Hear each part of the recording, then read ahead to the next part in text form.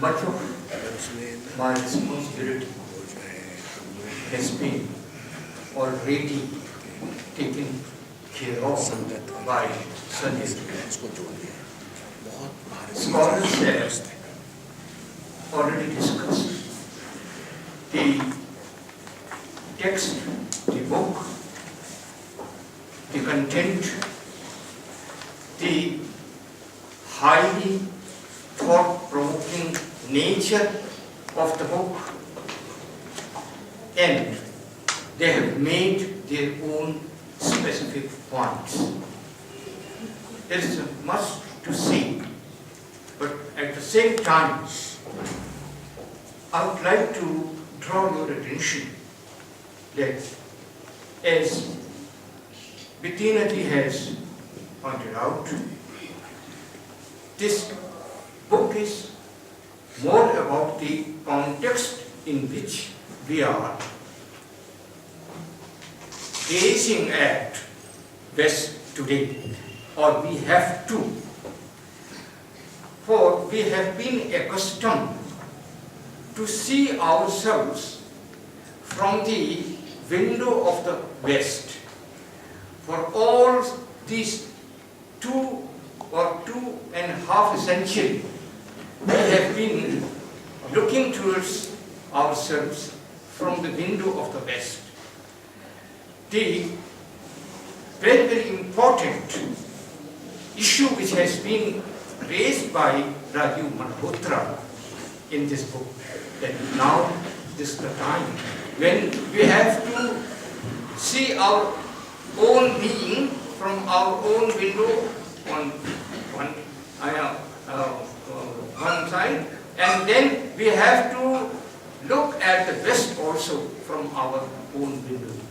Kapila Bhattacharya has been arguing for this for quite a long time.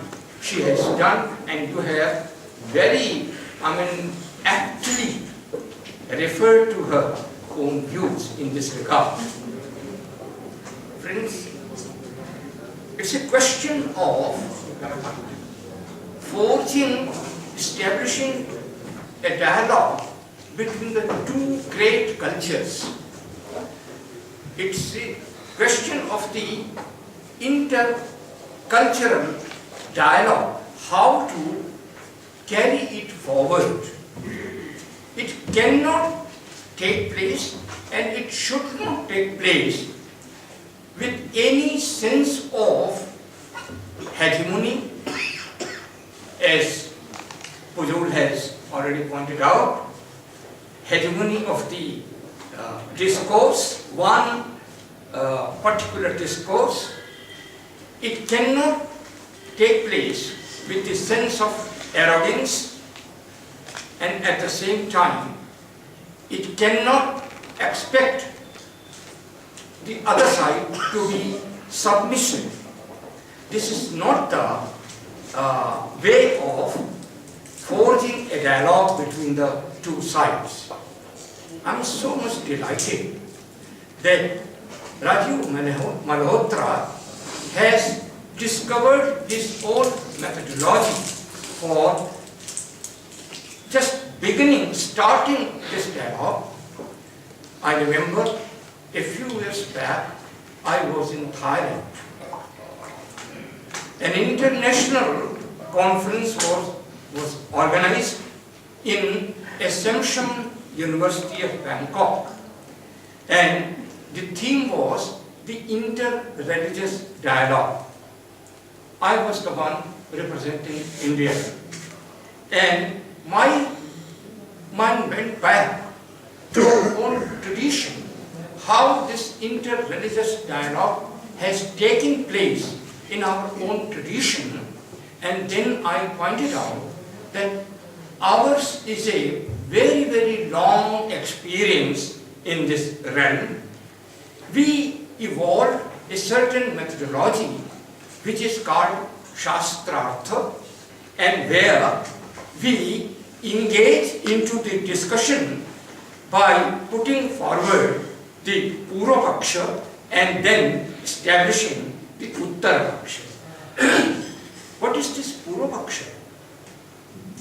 Purvapaksha expects that whenever we starting the dialogue, we have to put first the prima facie view, which may be very authentic, which may be presented in most authentic way of the one with whom we are going to start the dialogue. The authenticity of the Purvapaksha is checked by the later tradition whether certain references have been given correctly or not. It all depends upon the great Shastrarthi to speak and to state things in a very, very methodical, rational, logical way. While offering the reply, first you are expected to restate it. It is called anuvada. Unless you are able to restate the entire argumentation, you cannot start your own presentation. So, what is the view of the one with whom we are engaging? We are engaged in the dialogue. That must be done in a most methodical, logical, reasonable and authentic way. Only then, one by one, we can either refute or accept. This is how the Shastrarth method was employed, and you are starting this sort of samvada here in this city, holy city of Varanasi, which has been a seat of the Shastrartha. For centuries, it has been a center for the Shastrartha. Varanasi developed that new school of logic for that, new school of grammar, new school of Vedanta. All these new schools emerged here from Nadia to Mithila, from Mithila to Varanasi. This has been our practice, and I am delighted to know that the way you started, this is our own. This is our own. This for the last 250 years. The problem has been the translation of the text on the one hand and the methodology employed for the translation. You have referred to obviously the role of that profound scholar William Jones. Only one side of the William Jones is known to us, but the way you have presented it is something unique. The hidden agenda was there not after in the 19th century. It was already present there. It was some very valuable information for me also, because I thought that out of all these scholars, at least James Prinsep and William Jones was more liberal, more sympathetic, rather more inclined to Indian thought and Sanskrit. But when I read, I have to check it, because when you are speaking, then I have to check and recheck it, whether it is how to understand this paradox. But these paradoxes are there. With the emergence of the historical and comparative philology, the methodology for the translation was employed, that of the historical and comparative philology. And what happened? By the middle of the 18th century, Roth and Franz Bopp, they impressed upon the scholarship of the world that while translating the Vedas, we need not go back to Indian tradition. We are sufficient. And the argument was, the logic was, that they are as distant from the Vedas as we are. The oldest commentator of the Vedas available is not beyond 6th century, 7th century, 8th. And the Sayana is much later. And therefore, why to rely on Sayana? We have got a scientific methodology and we can know better the Vedas. here from. The gap starts between the text and the translation. Later, the methodology dictated by modern anthropology, which begins only after the first half of the 19th century, and that was employed for understanding the Vedas. And now it is the structuralism or post-structuralism which is the hallmark of the Western interpretation. This is something very, very important. I am not opposed to the employment of application of any methodology, but first of all, you have to understand it, the context in which those texts were written, and then you can examine it, re-examine it. But our own apprehension is that from the very beginning, this sort of approach, attitude was there. There is a very important book written by a German scholar. I have brought it here. It is something very important. Yeah. India and Europe by Hogfarth. So he has narrated what was the attitude, what was the approach, and our own resentment is that of the biased, arrogant, one-sided view of India, as Bettina has already pointed out. It is not that that is the only approach available in the West. This will be, I mean, to state like that, this will be, this will not be true. There are exceptions. They have tried to understand India correctly. The galaxy of scholars are there.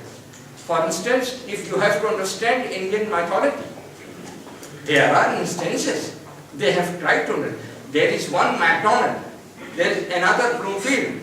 Much before that, there is Uzena, who has approached, who has understood Indian mythology from a very different perspective, and he interpreted Vedic religion, which continues for so many years, that Vedic religion is only the religion of a primitive religion, and the Vedic gods are the departmental gods. They are the forces or the aspect of the insentient nature, and therefore it is something primitivism. This was started by Uzena. Griswold followed it. And after Griswold, this continues even today. Our own departments of history, they teach that Vedic religion is the nature worship. It means that it is the worship of the prayer of the insentient forces and the aspects of the nature. This sort of understanding was followed by even that great scholar Max Muller. He tries to understand the entire Vedic tradition, Indian tradition, in terms of this polytheism, catanotheism, monotheism. These are the most ticklish points, and they have given rise to entire this misinterpretation of the Indian thought. So I think that Rajiv Malhotra has drawn our attention to this long history of 200 years of the Western interpretation, and where you can have exceptions. For instance, if you are interested in Indian architecture, Indian arts, then can you ignore Stella Kramrisch? Can you ignore Bettina Baumer? Can you ignore? Yes, she is here and she is here. She represents a full tradition of understanding Indian arts, aesthetics, as well as other things. I mean, she is the representative of Alice Warner, a great rishi. She has done. So, this aspect is also very, very important. But Rajivji, what you have done, I understand the context. In this context is to be understood properly. For in the age of modernity, they were a bit tolerant. They thought that, well, let us speak in our own language. You can carry forward your own views. But today, in the postmodern era, it is not. In spite of everything, Pujol, I understand what is, tons and tons of the books have been written on postmodernism. So, we cannot put everything in one basket. But at the same time, what is the dominant trend of the postmodern thought? They are more aggressive. They are not today that way tolerant. They have achieved their economic, political ends. Now, this is the time for them that for global market, for that individual consumerist man, you need total domination, including the cultural domination. Therefore, if you write such a book, brilliant book, I think it is for us. I wonder who will be the reader when you are so aggressively arguing against the Judo-Christian tradition. For whom you are writing? For the West? I think we are the readers. We have to go through this book. We have to understand the entire history of the Western interpretation. And from that, we have to distinguish this scholarship, which starts from from 19th century. Scholars are there, French scholars are there, some of the German scholars are there. They have interpreted India in correct way. So I think that may also find some place in your future writings. It is not, as Professor Indranath Chaudhary has pointed out, that we are trying to understand the difference, the exclusive sort of exclusiveness of the Western tradition, and especially, and then we cannot identify the two, the American and the European. I still consider that Europe is different from America. We are intellectually, we are nearer to Europe. At least there is some sort of, some quest is there. Maybe entire, in post-Renaissance period and after Industrial Revolution, the colonialism is the dominant spirit of the Western thought. But that is not the only spirit. That is how we have to look things in its entirety. Much has been stated.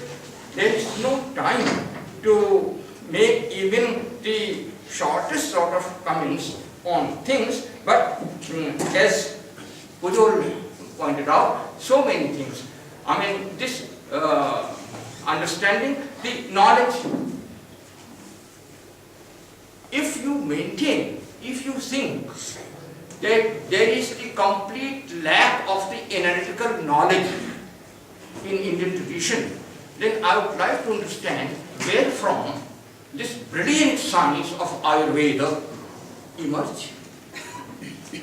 If it is so, then how it happened that another text of Arthashastra is there? If it is complete lack of the this sort of rational approach, reason. So maybe Western line is different, our own line is different, and therefore when Malhotra argues about the integral and the synthetic unity, he is trying to attract our attention to these two fundamental points.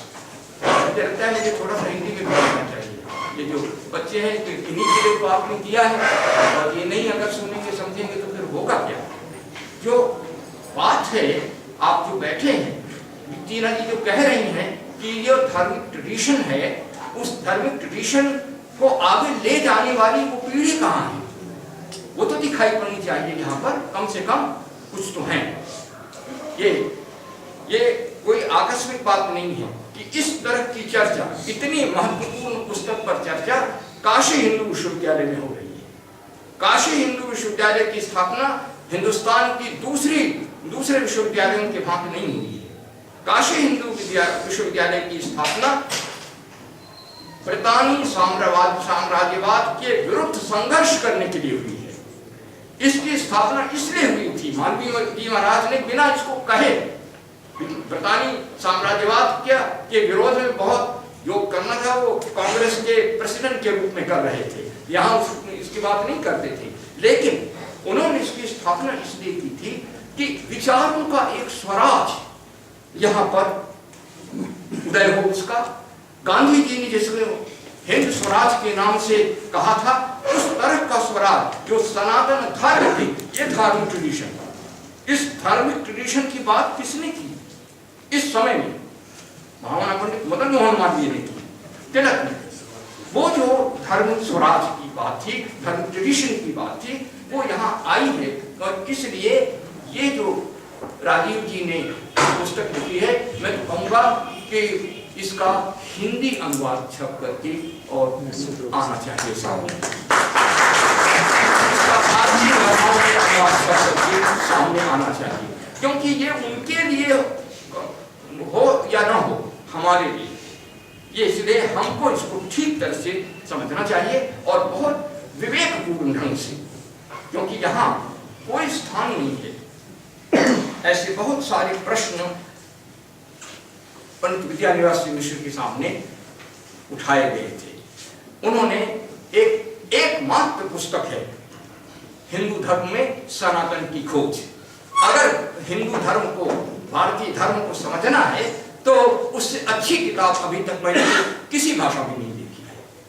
French में रेनू ने लिखा है, madam बियार्डो ने लिखा है, लेकिन वो बहुत सतही है, वो सारी उस गहराई को वो समझ नहीं पाता, धर्म के उस स्वरूप को। हिंदुस्तान में जाने कितने लोगों ने हिंदू धर्म पर लिखी है किताबें, लेकिन हिंदू धर्म में उस सनातन की जो खोज है, वो जो सनातन तत्व है वो कैसा है, और फिर जो प्रश्न उठाए गए हैं, तो हमारे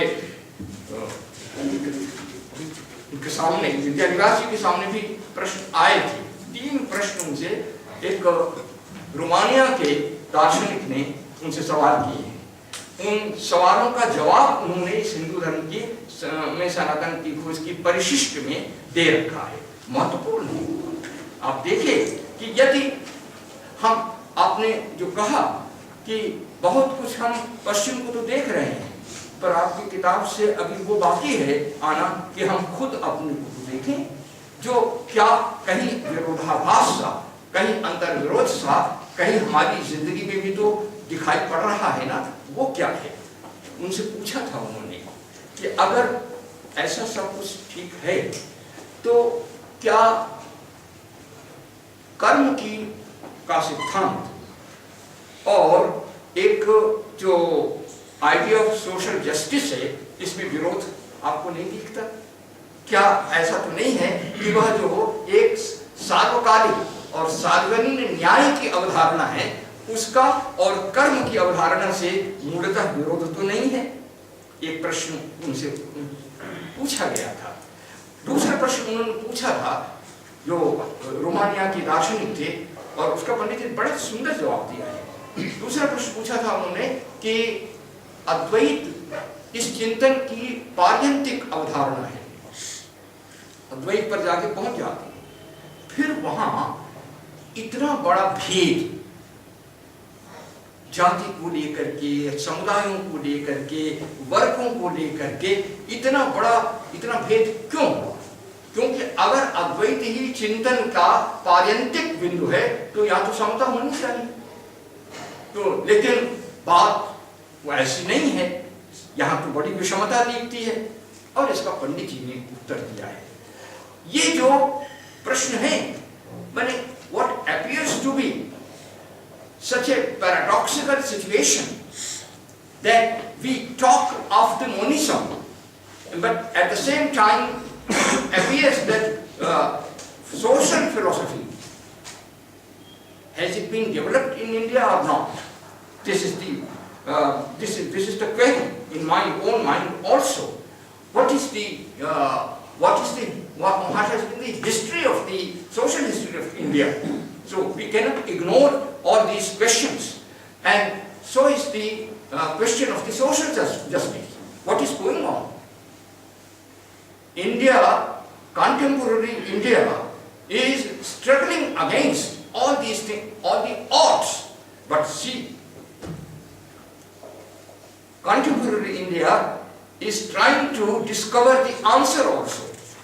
It is not by embracing the other tradition. The answer is that it will happen by remaining in our own tradition. Maybe if it is not Vedic, maybe it may be Buddhism. It's Buddhist. But the answer is there. And therefore, the way you argue, it is the dharmic tradition. It is not Vedic tradition. It is not Buddhist tradition. It is not Jain tradition, nor even Sikhism, nor Sufi. It is the dharmic tradition. For dharma is a very, very wide concept in which they are all. But it is also, it should not be a khichdi. As this multiculturalism, this pluralism should not be some attempt of khichdi. There must be some uniformity, universal. This is how we have to understand. और ये जो आपने जिस अंतर्विरोध को कहा है, इस पूरे पश्चिमी चिंतन केंद्र, जो अमेरिकी साहित्य और यूरोप के साहित्य जो अंतर्विरोध है, वो उनके भीतर है।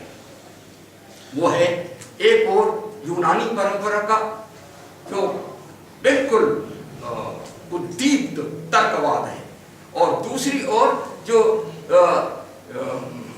हिब्रू परंपरा का, जो यहूदी परंपरा का जो डॉगमा है। अब इन दोनों को मिला करके और वेस्ट का थॉट आगे होता है, तो अंतर्विरोध तो सब जगह होता है, यहाँ भी है वहाँ भी है। और उस अंतर्विरोध का उनको लगता है कि वो सोशल जस्टिस की अवधारणा उनके यहाँ है, और इसलिए बड़ी समता का समाज वो बनाने वाले हैं, उत्तर समता का दे रहे हैं।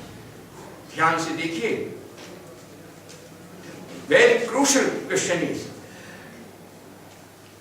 where appears the superficial sort of inequality, there lies the intrinsic and inner Advaita. जब भीतर अद्वैत होगा तो ऊपर कहीं ना कहीं तो कुछ ना कुछ तो वैषम्य होगा ही। वह वैषम्य ऊपर का है। गांव की जिंदगी में देखने पर, विद्यानिवास ने इसको बार बार कहा है, उस हमारी जिंदगी में भीतर से वो ऐक्य है, ऊपर से वैषम्य दिखाई पड़ता है, भीतर से साम्य है। यह तैः जितः स्वर्गः येषां साम्ये मनस्थितम्, श्रीमद् भगवद गीता। यही वतैर जितः स्वर्गः, साम्य का मतलब होता है अद्वैत। साम का अर्थ बराबरी नहीं होता है, साम्य का अर्थ अद्वैत होता है।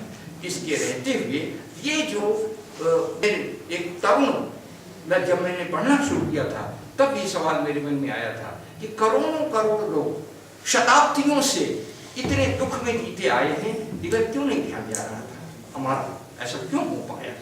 ये प्रश्न हैं जो हमारे बीच में उठते रहे हैं। मैं एक तो जिस तरह से आपने पश्चिमी पूरी संस्कृति का विश्लेषण किया है, और संश्लेषण के द्वारा एकता को पाना, और इसके विपरीत भीतर से सूत्र में बहता हुआ जो ऐक्य है उसको पाना, जिसको आपने बहुत ही सुंदर शब्दों में व्यक्त किया है, वो वही हो ही सकता है। आध्यात्मिक शब्द ही वैसा है। ये बातें, और जिस तरह से फिर ये जो अनट्रांसफरेबिलिटी की बात उठाई, ये बहुत महत्वपूर्ण बात है। कम्युनिकेशन भी होनी है, किसी न किसी तरह से तो होनी है, उसका जवाब क्या? उसके लिए ऐसे लोग निरंतर कोशिश करते रहे।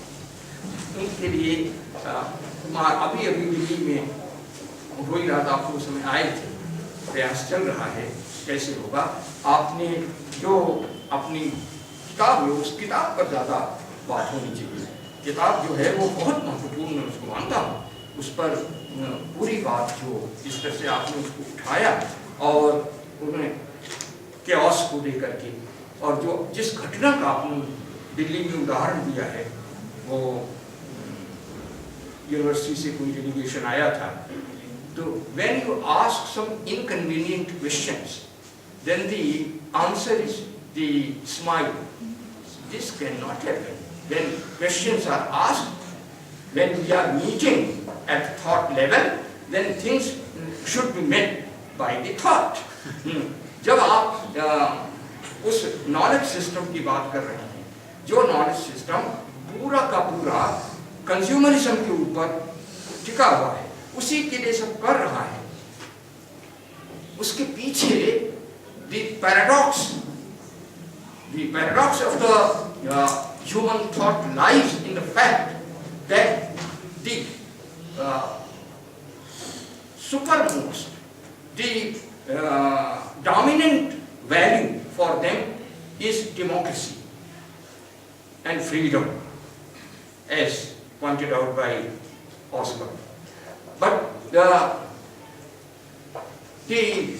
other paradox is that the human consciousness is determined by forces outside the consciousness. For Marx, that determinism may be of one kind. For Freud and Jung, that determinism may be of another kind. For the postmodern thinker, the determinism may be of the third kind. For this is the age of technology.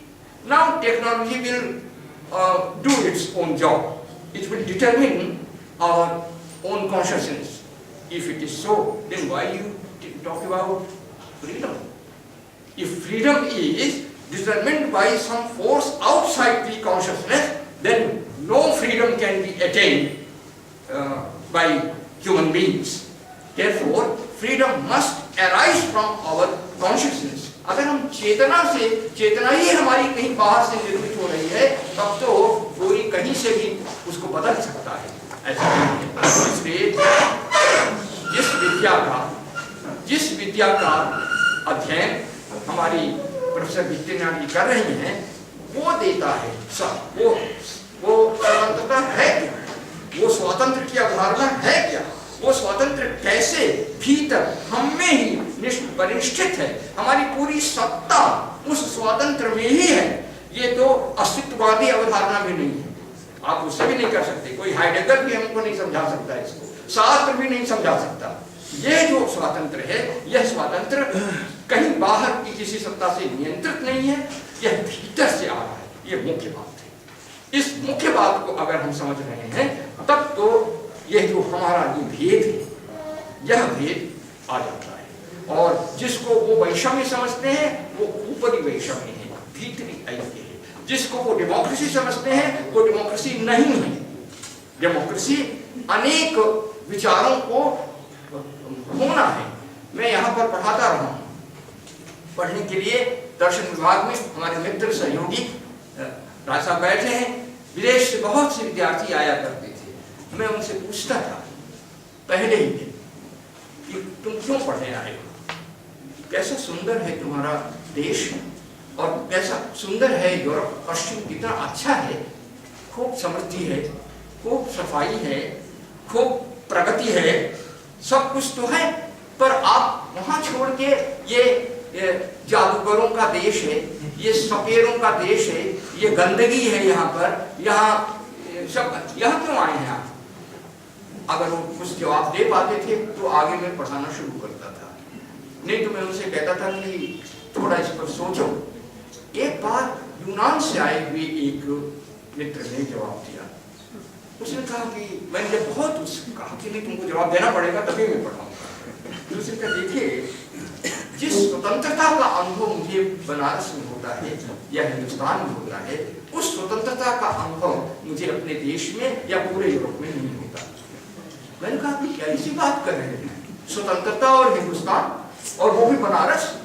सुबह से उठ के शाम तक इतनी बजे उठना है, इतने बजे सोना है, इतनी बार कुल्ला करना है, इतनी बार ये खाना है, ये नहीं खाना है, और यहाँ विवाह करना है, यहाँ नहीं करना, यह तो हर चीज बंधी हुई है, स्वतंत्रता कहाँ है? कहा चुप रहा और उसने कहा कि नहीं गुरु जी, स्वतंत्रता यहाँ है और उसी के लिए हम लोग आते हैं। तो क्या है? उनका मयासी घाट पर चाहे जैसे घूमूं, कपड़ा पहन के घूमूं, कपड़ा उतार के, मैं अद्वैतवादी हूँ, मैं भेदवादी नहीं, मैं कुछ भी हो सकता हूँ, कोई मुझे रोकने नहीं आता है। आप ऐसा मेरे देश में नहीं कर सकते। और ये अनुभव मुझे तब हुआ जब मैं कई महीनों के लिए पश्चिम में जाके कई देशों में, अलग अलग देशों में रहा। अगर आप उस if you are within the system, then it is all right. And if you deviate from that system, you are persona non grata. एक मैं रुका, अपने साथ पोथी पत्र वगैरह भी लेके मैं जाता था पश्चिम में, तो मेरे मित्र थे, उनके घर में रुका हुआ था, कमरा था, मैंने पूजा की और तो कुछ नहीं कर सकता था। अगरबत्ती जलाई मैंने, वो थोड़ी देर बाद वो आ गए, ये आपने क्या किया है?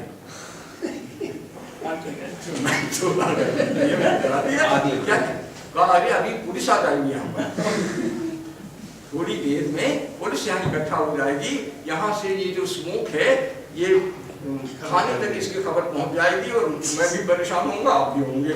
उन्होंने लेके अगरबत्ती, आप सोचिए, मैं मेरी स्थिति सोचिए। फिर मैंने तय किया कि मैं पश्चिम में नहीं जाऊंगा, क्योंकि मैं या तो अपनी पोथी पत्र छोड़ के जाऊं और या तो फिर ये जाके पुलिस को मैं फेस करूं। ऐसे अनेक स्थल आए हैं। ये स्वतंत्रता है, यह जो अंतर विचारों की स्वतंत्रता है, विचारों की स्वायत्तता है। ये विचारों की स्वायत्तता इस देश की अपनी खास बात है और इसलिए ये सारे शास्त्रार्थ, सारी बातें, ये सब इसमें आ पाती हैं। अब ये बात अलग है, तीगर आज क्या हालत है, ये तो इस देश का अतीत है और बहुत निकटवर्ती अतीत है। इस समय that sort of aggressive designs of the globalization and the market economy, वो कहाँ ले जा रहे हैं, वो कैसे हो गए, और उसमें इस नई पीढ़ी के रहने की बात है, इसको कैसे हम देखने वाले हैं। ये सारे प्रश्न मेरे मन में आपकी किताब को पढ़ने के बाद समझ में आए, जिनको मैं वर्षों से सोच रहा था और कह भी रहा था। मुझे खुशी हुई कि आपने उन बातों को सब प्रमाण यहाँ पर उठाया।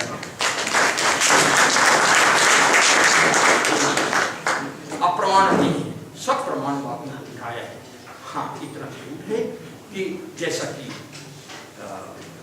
ज्योति साहब ने कहा कि हम पश्चिम विरोधी नहीं, पश्चिम के भेद को समझना चाहिए, but we are not opposed to any civilization including western civilisation.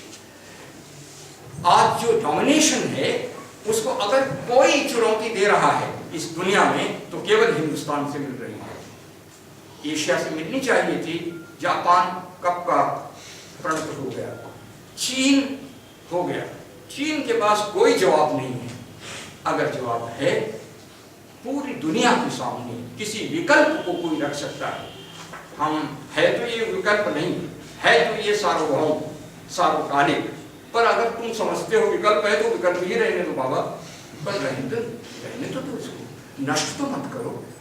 क्या होगा इस दुनिया का अगर यह अकूट परंपरा, अथाह गांभीर्य, अथाह ज्ञान अगर चला जाता है तो इस दुनिया का क्या होगा, ये तो सोचिए। और दुनिया का तो बाद में होगा, मेरा क्या होगा? मैं क्यों दुनिया की चिंता, काली जी काहे को दुबले शहर के अंदेशे से, तो मैं शहर के अंदेशे से दुबला नहीं हो रहा हूँ, मैं खुद अपने लिए नहीं कर पाऊंगा तो दुनिया को क्या करूंगा। इसलिए ये जो सब है, ये चुनौती है कि हम सब के लिए, मेरे लिए आपकी किताब, इसलिए हमारे लिए, और इसके बाद बात दूसरे के लिए होगी। वो समझना चाहते समझे, नहीं समझना चाहते मत समझे, पर हम तो समझें। इसलिए आप कृपा करके इस पर भी विचार करिए, ये अनुमति दीजिए। आपने उसमें लिख दिया है ना कि इसे एक लाइन भी कोई उद्धरण करने के पहले हमसे पूछो। वो जो प्रॉपर्टी है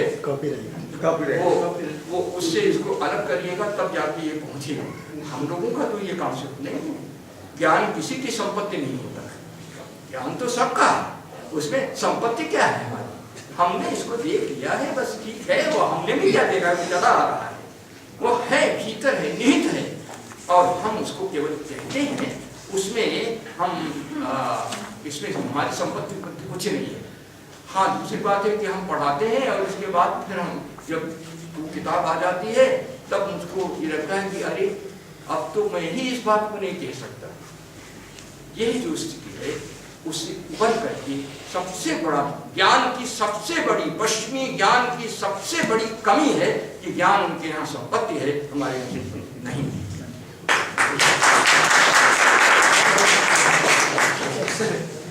इसी से सब बड़ा विद्या, इसी से साइंस और अध्यात्म सब की बुद्धि इसी से सुलझती है। मैं ये देख रहा हूँ कि समय बहुत हो गया है, लेकिन सभी बातों पर मैं टिप्पणी भी नहीं कर सकता, क्योंकि इतनी बातें कही गई हैं, उन पर सब पर टिप्पणी करना संभव ही नहीं है आज की संध्या में। मैं समझता हूँ कि अभी आपके मन में कई सवाल होंगे, थोड़ा समय दिया जाए।